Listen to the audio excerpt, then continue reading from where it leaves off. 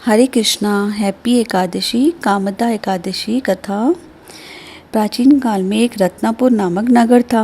वहाँ पर अनेक ऐश्वर्य से युक्त पुंडरीक नाम का एक राजा राज्य करता था। वहाँ अनेकों अप्सराएं, गंधर्व, किन्नर सभी रहते थे। उस जगह ललिता और ललित नाम के एक स्त्री पुरुष बहुत ही वैभवशाली घर में रहते थे और वे दोनों एक दूसरे से बहुत प्रेम करते थे और अलग हो जाने पर बहुत व्याकुल हो जाते थे।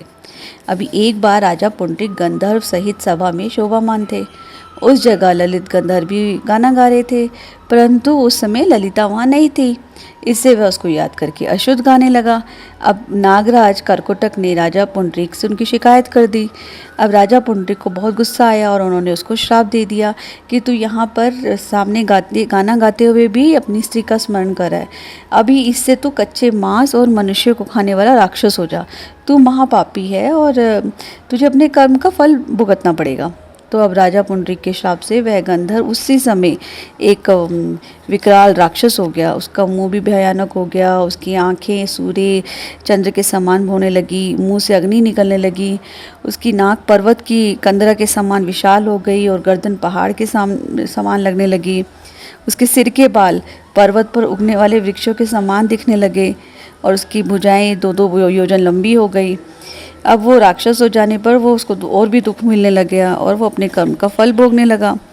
जब ललिता को अपने पति ललित का ऐसा हाल मालूम हुआ तो वह बहुत दुखी हुई। वह अपने पति के उद्धार के लिए विचार करने लगी कि मैं कहाँ जाऊँ और क्या करूँ। वह राक्षस घोर वनों में रहने लगा और अनेक प्रकार के पाप करने लगा।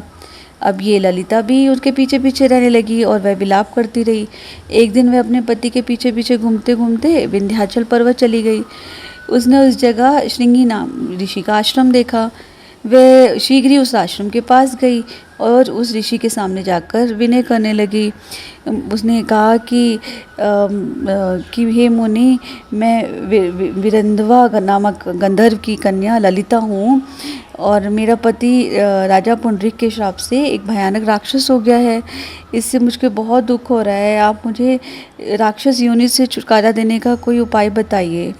तब श्रृंगी ऋषि बोले कि गंधर्व कन्या ललिता, अब चैत्र मास के शुक्ल पक्ष की एकादशी आने वाली है। उसका नाम कामदा एकादशी है। इसके व्रत करने से मनुष्य के समस्त कार्य शीघ्र ही सिद्ध हो जाते हैं और यदि तू इसके व्रत के पुण्य को अपने पति को देगी तो वह शीघ्र ही राक्षस योनि से छूट जाएगा और राजा का शाप शांत हो जाएगा। मुनि के ऐसे वचनों को सुनकर ललिता ने आनंद पूर्वक उसका व्रत किया और द्वादशी के दिन ब्राह्मणों के सामने अपने व्रत का फल अपने पति को दे दिया और भगवान से प्रार्थना करने लगी कि हे प्रभु, मैंने जो ये व्रत किया है उसका फल मेरे पतिदेव को मिले, जिससे उसकी राक्षस योनि शीघ्र ही छूट जाए। एकादशी का फल देते ही उसका पति राक्षस योनि से छूट गया और अपने पुराने स्वरूप को प्राप्त हुआ। वह अनेक सुंदर वस्त्रों और आभूषणों से अलंकृत होकर पहले की तरह ललिता के साथ रहने लगा। कामदा एकादशी के प्रभाव से वह पहले की तरह बहुत ही सुंदर हो गए और पुष्पक विमान पर बैठकर स्वर्ग लोक को चले गए।